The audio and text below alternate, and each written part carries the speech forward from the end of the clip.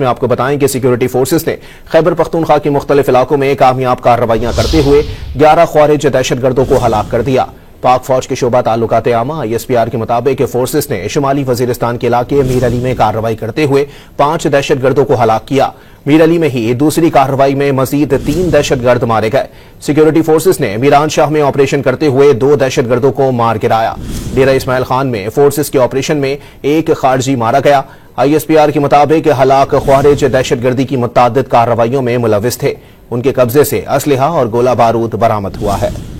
में आपको बताएं कि सिक्योरिटी फोर्सेस ने खैबर पख्तूनख्वा के मुख्तलिफ इलाकों में कामयाब कार्रवाइयां करते हुए 11 ख्वारिज दहशतगर्दों को हलाक कर दिया।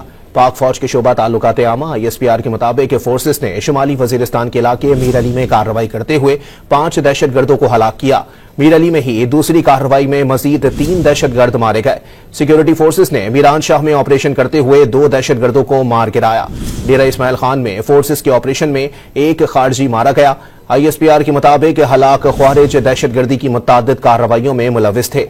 उनके कब्जे से असलहा और गोला बारूद बरामद हुआ है।